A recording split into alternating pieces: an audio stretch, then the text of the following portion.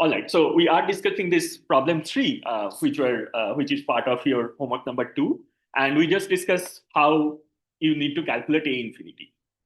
Now, when you're trying to find out R in, what you can do is that you can either place a test current source or a test voltage source at this point, the point where R in needs to be calculated, and then figure out what is going to be the other quantity. If you have connected a voltage source, calculate the current. If you have connected a current source, calculate the voltage. Now, of course, your V plus and V minus, which are basically the voltages at the inverting and non-inverting terminal of the op amps. So if this is going to be a virtual ground, this is also going to be a virtual ground. And then if you're looking at this point, there might be resistances connected in the other parallel path. So you see there are multiple resistances connected over here, but this is a virtual ground, right? So if this is a virtual ground, the resistance, if you connect, let's say a voltage source over here, that voltage source will see a virtual ground connected at this point, and then in parallel, you'll see a resistive network. So the input resistance in this case is going to be 0, because all the current will go to the zero resistance ground path. So that's why Rin is going to be equal to 0.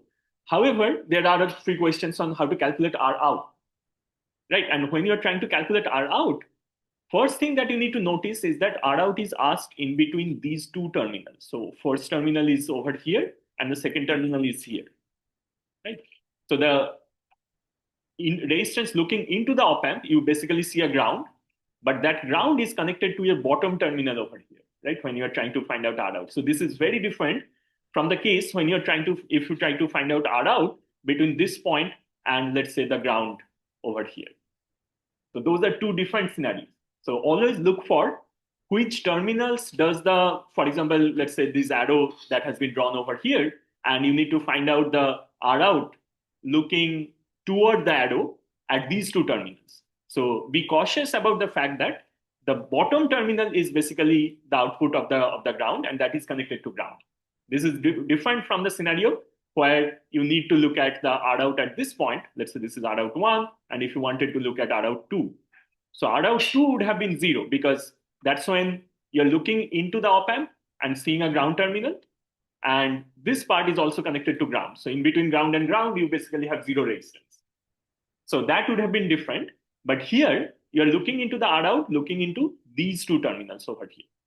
And again, first make sure that all of your independent current or voltage sources are removed. So this will become a open circuit.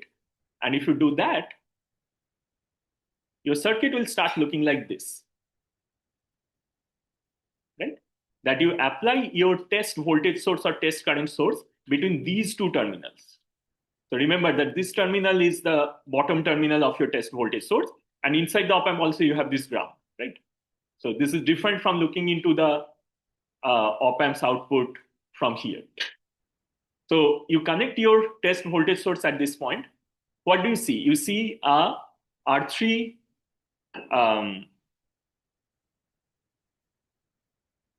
resistance going to ground. You see this R2, okay? And I guess there were a few questions on the virtual ground properties of the op amp. But when you have this negative feedback, you always, let's say, have this virtual ground, right? So what that means is that the voltage at this point is 0. The voltage at this point is also 0. Okay? And if that is true, then your voltage at the this node, this particular node, you need to find out how much voltage does that have, and that is going to be 0, because your current, which is IR2, is a 0 ampere current. So your IR3 is also 0, which means that you, in total, you have a 0 current flowing out of this test voltage source. So your R out is going to be V test divided by 0 current, which gives you infinite.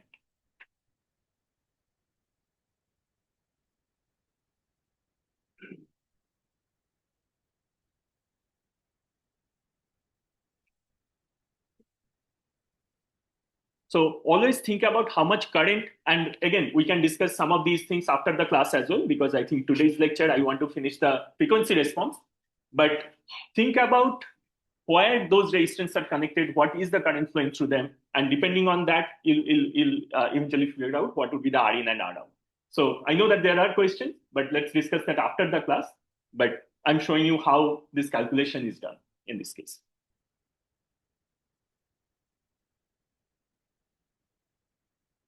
All right.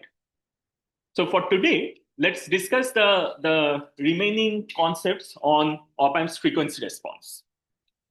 So first, if you model the op-amp as a low-pass filter, and why again we want to model the op-amp as a low-pass filter? Because at the output of the op-amp there is a output resistance. That output resistance may be 0 for an ideal op-amp, but for a non-ideal op-amp, it's a, let's say, finite non-zero resistance. So you have a resistance in the series path, and of course, if you, let's say, connect another op-amp, let's say after this, something like this. Now, in that case, and this op-amp may also have a feedback path, I'm not drawing all of that, but of course, this second op-amp will have an input resistance, but the second op-amp is also going to have an input capacitance, right? Because any physical terminal has a resistance and a capacitance associated with it. Now, let's say if we assume that your impedance is infinite for the second op-amp, still there would be a capacitance. If the input impedance resistance is infinite, still there is going to be a capacitance. So what you are actually seeing from the perspective of the first op-amp is a resistance in series, then a capacitance connected in parallel to ground. And this is something that we already saw in the previous lecture, that it is similar to a low-pass filter. The transfer function in this case, if this is R, if this is C, the transfer functions looks like 1 divided by 1 plus j omega RC or SRC. So let's write j omega RC. And this is going to be equal to 1 divided by 1 plus j times F divided by FP. Why? Because again, you know that the pole location of this low pass filter is 1 upon RC. So omega pole is 1 upon RC. So this first equation, you can write it, I mean, if you want to break it down, you can write it as omega divided by omega P, because you have j omega and RC is 1 upon omega P. So omega divided by omega P is going to be omega times RC. Now omega is 2 pi F, omega P is 2 pi times FP. So that directly becomes this equation over here. That in the numerator, you have A naught, and A naught is the gain at zero frequency. The subscript 0 says that it's a gain at zero frequency or DC. And in the denominator, you have this frequency dependent part of the equation.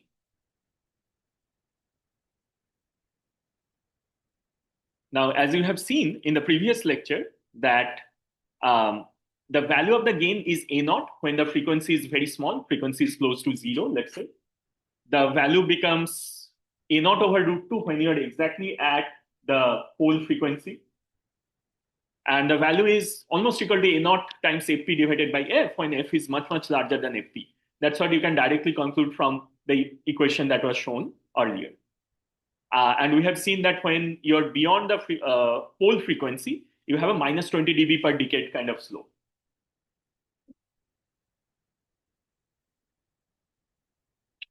All right. We also looked at the phase response.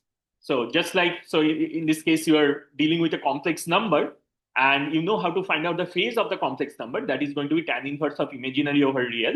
And because your the complex number A plus JB, that is in the denominator, you have this minus of tan inverse of imaginary over real in the denominator. Just because the complex number in the denominator, you have this minus term.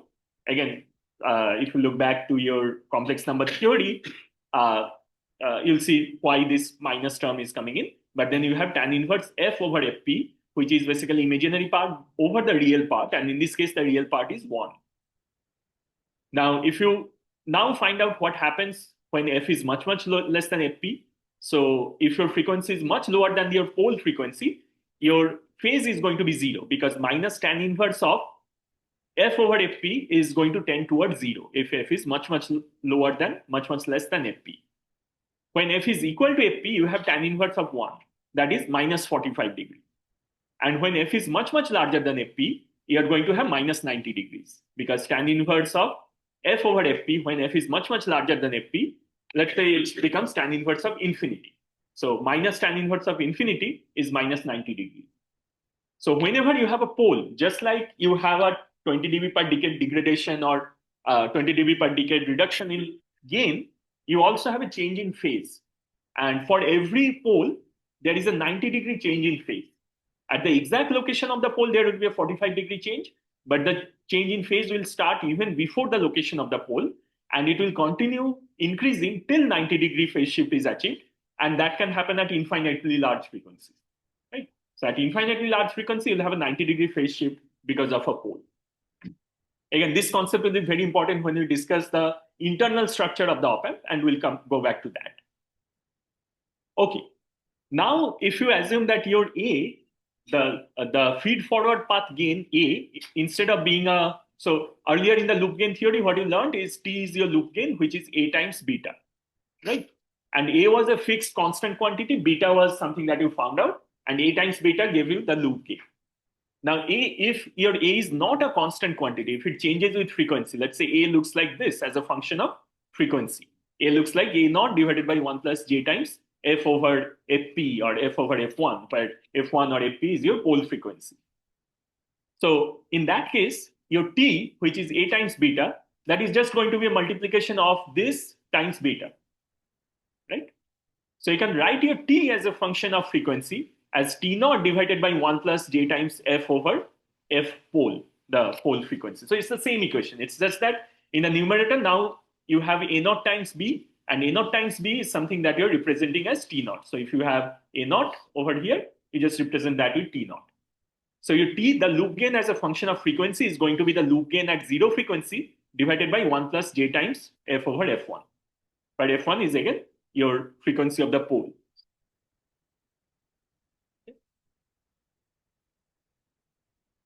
All right. Now this you can write as,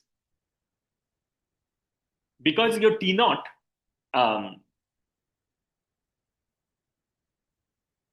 from your T and T naught, what you can write is that what is going to be your closed loop response as a function of frequency. Earlier we found out just the closed loop response. So the A closed loop, the closed loop gain, we wrote that as A infinity divided by 1 plus 1 over T. That's what we are doing for your homework number 2, right? That closed loop gain is A infinity divided by 1 plus 1 over T, where T is the loop gain. Now, your homework 3 will become the frequency response of this closed loop gain.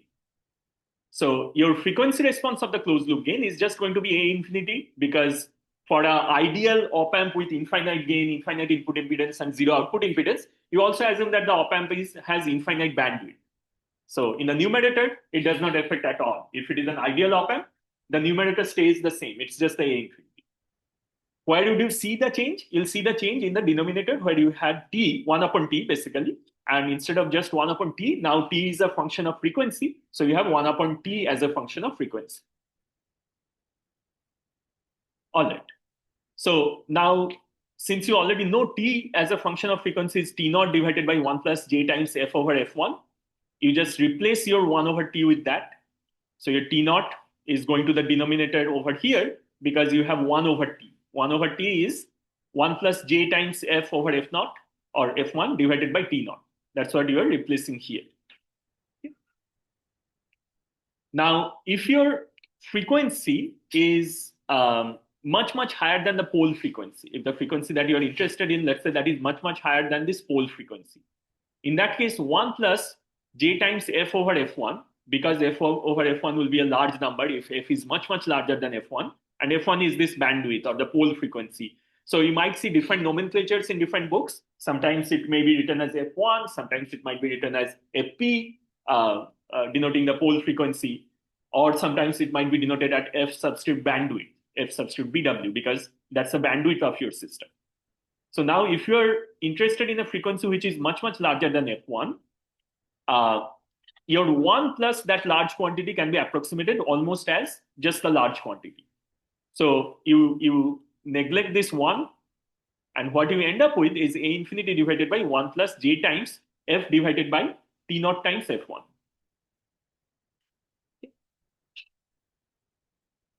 Now this, you can again represent, you can write that down as A infinity divided by 1 plus J times F divided by F gain bandwidth product. Why is it a gain bandwidth product? Then again, you have your T naught, which is your loop gain, which is your loop gain at 0 frequency. So that's your gain, multiplied with F1. That was the frequency at which you reach the bandwidth or you reach the pole. So gain, loop gain times bandwidth is basically the will become the gain bandwidth product for this guy as well, because your loop gain is also reducing at a rate of minus 20 dB per decade if this is a first order system. So if you increase your frequency by 10 times, your loop gain reduces by 10 times after the pole frequency. So your gain bandwidth product will be the point where your that is basically your gain multiplied with your frequency, and which is also will be the same as the frequency at which your gain becomes equal to 1. So let's just say you start with a gain of 100. Okay. And then your frequency is, let's say, 1 kilohertz, at which you reach your bandwidth. So frequency is 1 kilohertz or bandwidth is 1 kilohertz. Gain is 100. What is the gain bandwidth product? 100 kilohertz. Right? Now, as you go to the right-hand side, as you increase your frequency by 10 times, your gain reduces by 10 times. So at 10 kilohertz, your gain would be 10 instead of 100. Because your frequency increases by 10x, your gain reduces by 10x.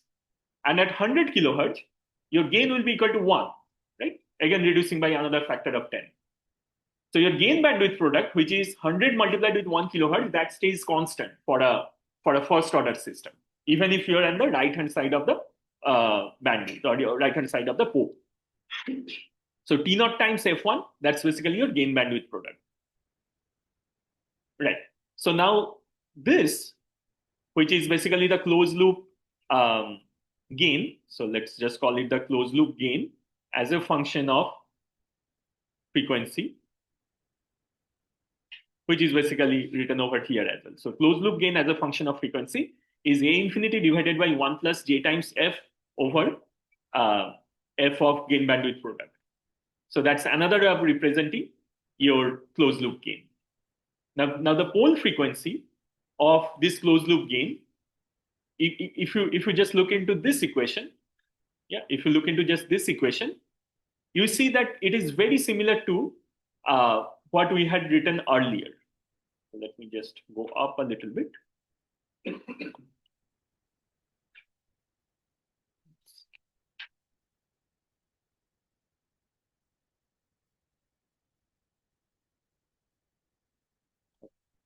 So basically in the first page, you had A naught divided by 1 plus J times F divided by Fp, where P was the pole frequency in the open loop scenario. Remember that this was the equation in the open loop scenario where you had A as a function of frequency equal to A naught divided by 1 plus J times F over Fp.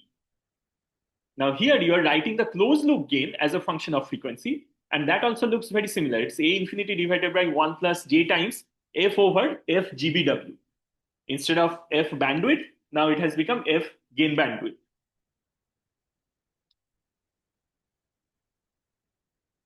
So the closed loop bandwidth. So the closed loop bandwidth is F GBW. And what is F GBW in this case, as you started from this point? So F GBW is T naught times F1, right? Let me see if I can clear this.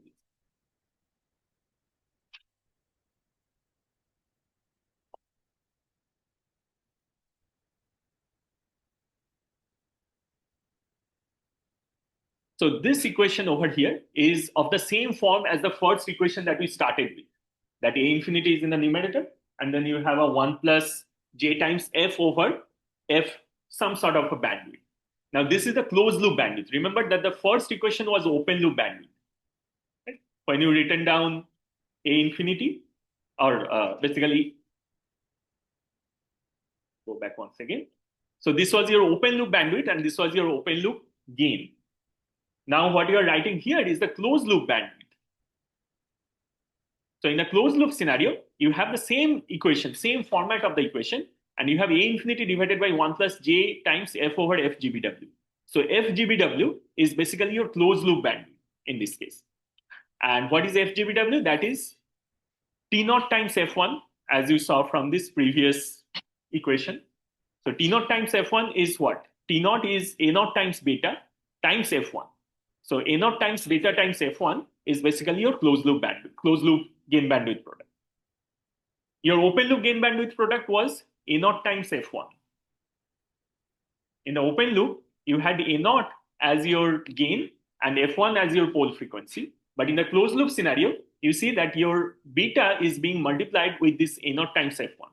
And that makes sense because your gain has been reduced by beta in a closed loop scenario. So your bandwidth has to be increased by beta by the same factor because the gain bandwidth product will remain constant. So your gain reduces by a factor of beta when you do a closed loop, when you have a feedback. And your bandwidth increases by the same factor beta so that your gain bandwidth product remains constant. Is there a question? Okay. Yeah. So we got to this like final equation here through an approximation for this class and for the stuff, and we just assume that they're equivalent. You know, the approximation makes it like slightly off. Exactly. So the approximation, the only approximation that we made here, and thanks for bringing this up, is this 1 plus JF over F1. We assume that is almost equal to JF over F1. Okay? So this equation is only true when you are far away on the right-hand side from the open loop pole, which was F1.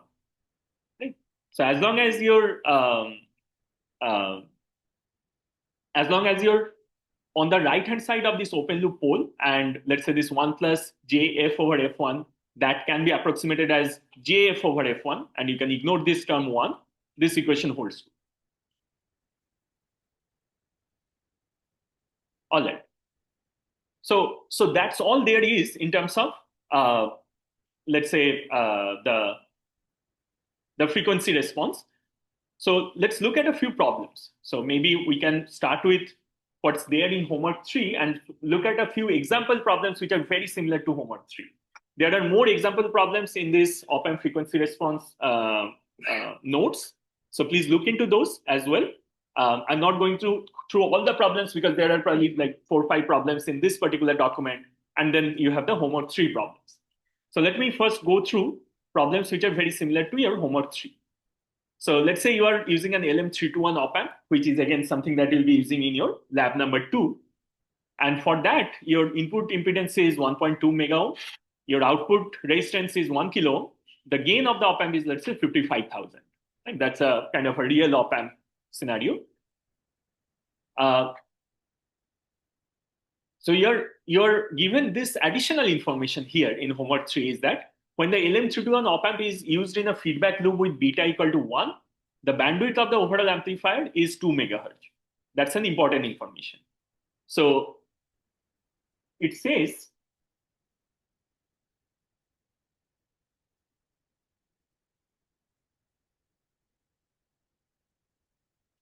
when you are using this op-amp in a feedback loop with beta equal to 1, that is, if you are using it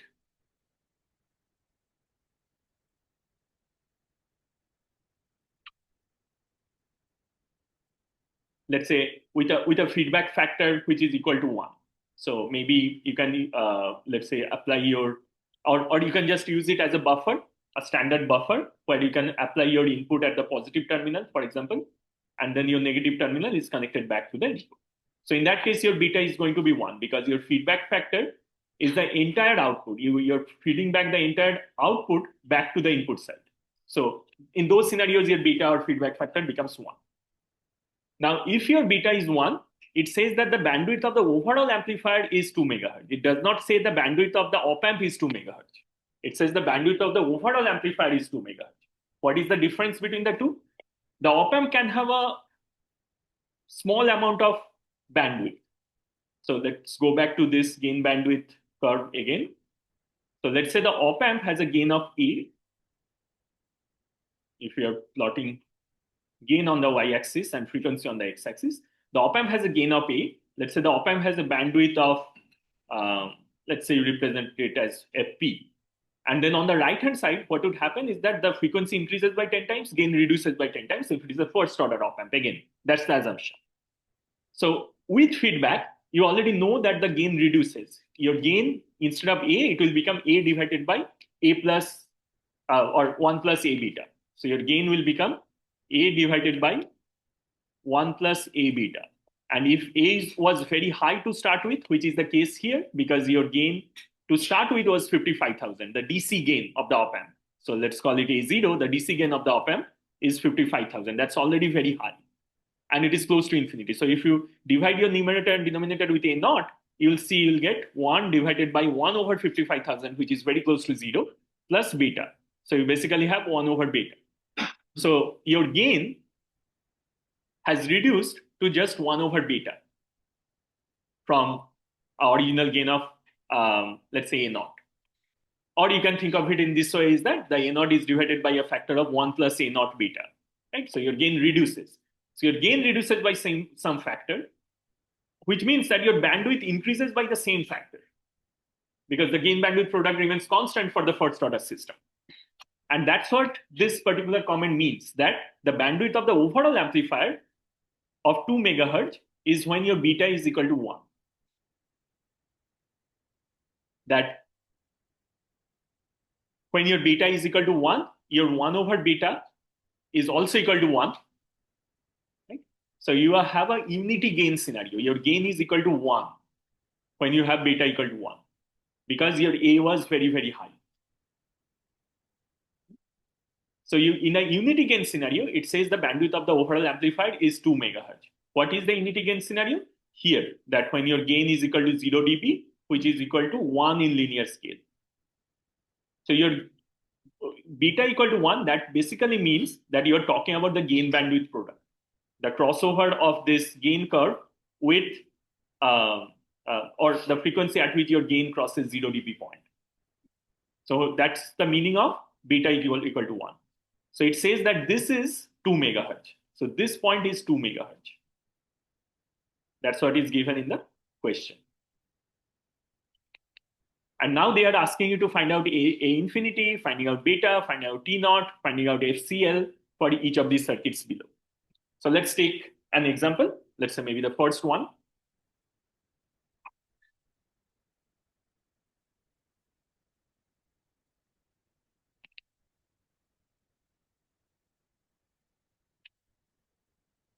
All right.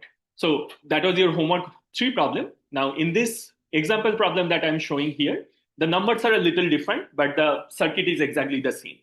So you have your R1, you have your R2 and R3 voltage division over here, and the voltage source is applied on the left side of this resistance.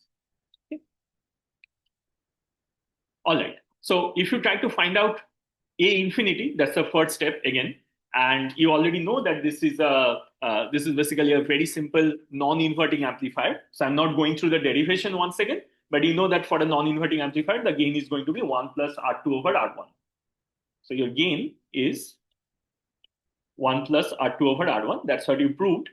If you're interested in A infinity, and that's going to be about 100, let's say. Why? Because R2 is given to be 99 kilo ohm and R1 is given to be 1 kilo ohm. Please go through this derivation, but then again, it's very same. It's exactly same as what you learned in 3111.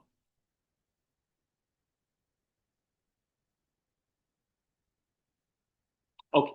Now, if you want to find out beta, the feedback factor, and I'll also go through another example to find out beta in today's class, given time permits. So you start from the dependent voltage sources output for the op-amp. You start from the dependent voltage sources output and then walk your way backwards. So let's see if I can show both of them at the same time. So you start from the output voltage source of the op-amp and walk your way backward. So first thing that you encountered is the output resistance of the op-amp. And remember, when you're trying to find out beta, you are incorporating all the non-idealities. So the output resistance of the op-amp is RO, that will be there. The input resistance of the op-amp is RI, that's also there. Now, what you encounter after the output of the op-amp is basically this 99 kilo ohm, right? It's the same figure drawn over here. You encounter the 99 kilo ohm and you encounter the 1 kilo ohm going to ground. The 1 kilo ohm, the top terminal of the 1 kilo ohm resistance is also connected to one of the input terminals of the op-amp. And then you have a resistance between the 2 input terminals of the op-amp, and on the other terminal of the op-amp, you have a 200K resistance connected to ground. Okay. All right. So if you say that this is RO, this is 1 kilo ohm, this is, let's say, R2, 99 kilo ohm, And let's say the resistance looking here on the left-hand side is Rx. And that Rx is going to be this 1 kilo ohm in parallel with 1.2 mega ohm and 200 kilo ohm. So, or basically 1 mega ohm and 200 kilo ohm in series. So what is 1 mega ohm and 200 kilo ohm in series? 1 mega ohm and 200 kilo ohm. Together, it is 1.2 mega ohms. So you have one path going here, which has a resistance of 1 kilo ohm. The other path has 1.2 mega ohm resistance. The parallel combination of those two will be almost equal to 1 kilo. So you don't even need to calculate the exact value because it will be very, very close to 1 kilo. So what would be your beta? Beta is going to be the voltage division that you eventually see or basically end up with. So your Rx divided by Rx plus RO plus R2. RO, R2, and Rx, all three of them are in series, and you're only interested in Rx. So whatever voltage you eventually develop at this point, that's what you're interested in. And that's going to be Rx divided by Rx plus RO plus R2. And that itself is going to be beta, because if this voltage is, let's say, 1 volt, and this is 1 mega ohm, and this is 200 kilo ohm, again, the voltage drop across this will be exactly same as 1 volt. Also, there would be a voltage division between 200K and 1 mega ohm, but most of that voltage is anyway being dropped across 1 mega ohm resistance. So the voltage that you feed back across the input is going to be almost equal to this factor, which is 1 divided by 1 plus 1 plus 99, which is again almost equal to 1 upon 100. So there is a lot of approximations going on here. But if you don't do the approximation, you'll probably end up with a number such as, let's say, 101.7, which is again almost equal to 100. All right. So what is going to be your T naught in that case? Your T naught is beta times A naught. Your beta is 1 upon 100. T naught and A naught was 50,000. Let's say the gain of the op amp was 50,000. So your T naught is 500. Your T naught is 500. Now, in that case, what you're asked to find out is that with this particular beta, if your beta is 1 upon 100, initially in the question, it was given that if beta is equal to 1, if beta is equal to 1, the frequency that you have or the bandwidth that you have is, let's say, in the range of megahertz. So in homework number 3, it was given as 2 megahertz. In this example problem, it is given at 1 megahertz. So, but it's in the ballpark same number. So your bandwidth is 1 megahertz if your beta is equal to 1. If you do not have any beta, if you do not have any feedback, in that case, you can find out what is the open loop bandwidth. The open loop bandwidth is just going to be this gain bandwidth product, which is 1 megahertz, divided by the gain of the amplifier. So gain bandwidth product divided by the gain will give you the bandwidth, because gain bandwidth product was the multiplication of those two to start with. So 1 megahertz divided by 50,000, if you divide that by 50,000,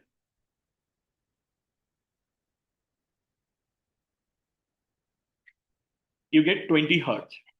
So 1 megahertz divided by 50,000, that is equal to 20 hertz.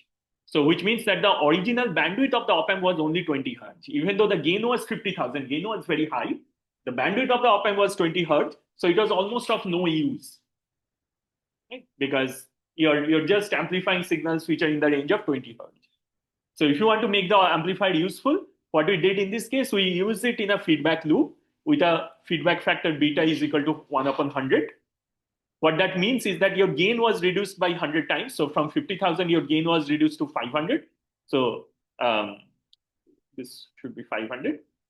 So your gain was reduced to 500, but at the same time, your bandwidth has been increased. Your bandwidth has been increased, and by what factor? Again, you can find out what is your FCL. Oh, sorry, I think. Yeah, that's.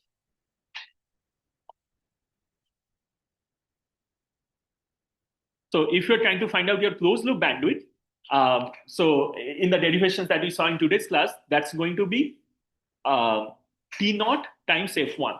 And T naught is A naught times beta times F1. Now, this is something you can also write. You can club A naught times F1 together. What was A naught times F1? A naught was this gain, the original gain, and F1 was the original bandwidth in the open loop scenario. So you can also write it as the gain bandwidth product in the original scenario, in the open loop scenario, that multiplied with beta will be the closed loop bandwidth. Or you can write beta times the original gain bandwidth product is going to be your closed loop bandwidth. So in whatever way you represent, you'll eventually see that if your original gain bandwidth product was 1 megahertz, and then you are having a, let's say, beta factor of 1 upon 100, so you're basically making sure that your gain is 100, but your bandwidth is 10 kilohertz. So bandwidth is, if your gain is 1, so it's basically 3 different points. Your gain is 1, your bandwidth is 1 megahertz. So let me just write it down. So if you have write down your gain here and bandwidth here. So when your gain is 1 in the closed loop scenario, your bandwidth is 1 megahertz. If you have a gain of 100, which is 1 upon beta, because your beta is 1 over 100, if you have a gain of 100, your bandwidth is going to be 10 kilohertz. And if you're in the open loop scenario, for just the op-amp, your gain is equal to 50K and your bandwidth is equal to 20. So as you see that the multiplication of this gain and bandwidth is exactly the same in all 3 conditions. So 50K multiplied by 20 is 1 million. 1 multiplied by 1 megahertz, that's also 1 million. 100 multiplied with 10K, that's also 1 million. The gain bandwidth product always remains constant. This is the information given in the question that if beta is 1, which means that the gain, overall gain becomes 1. So the bandwidth you're looking at in this scenario is 1 megahertz. For the open loop scenario, the op-amp has a gain of 50K and a bandwidth of 20. For the particular question, when you actually figured out what your beta is, so this is unknown. This is unknown in the beginning of the question. This one is given. And because this one is given and also the gain of the op-amp is given, you can say that this is also given. So what was unknown is that for the particular beta that we will calculate for the particular problem, what is going to be the gain and what is going to be the bandwidth. Now, if your beta is 1 upon 100, your gain is going to be 100 and your bandwidth is going to be 10K for this scenario. But for all these 3 cases, your gain bandwidth product is exactly the same. I guess there was a question. I was going to ask, I'm pretty sure I got it, but I just want to be sure. F1 is basically the bandwidth when the gain is the given gain or the open gain. Open loop gain. So 3 scenarios. So it's all about this graph, right? So everything is answered in this graph. So when you have the open loop op-amp, this is your open loop gain. And this is your open loop bandwidth. Like x-axis is frequency and y-axis is gain. So open loop gain and bandwidth is very clear. In the questions that you'll see in homework 3, this point will be given that when your beta is equal to 1, that means 1 over beta is also 1. That means you are at your unity gain point. What is the bandwidth? So this is also given. And this is also given. And the gain is given. What it is asked in the question, that if you have a particular resistive network giving you a particular amount of beta, if your beta is 1 over 100, in a homework question, it might be 1 over 200, something like that. In that case, where are you in this plot? You might be somewhere over here. For a different question, you might be somewhere over here. For a different question, you might be somewhere over here. Right? So your gain and bandwidth will change depending on your beta. But in all cases, gain times bandwidth will always be exactly equal to this gain bandwidth product. So that's all there to solve in your homework number 3. So let's stop here. I'll just repeat the announcements because they did not get recorded in the beginning. So first announcement, next week, all the classes will be over Zoom. No need to come to the class. Second, we'll also have the exam, the take-home exam next week, which means that I'll basically post the questions this Sunday night, and you'll have 1 week to solve them.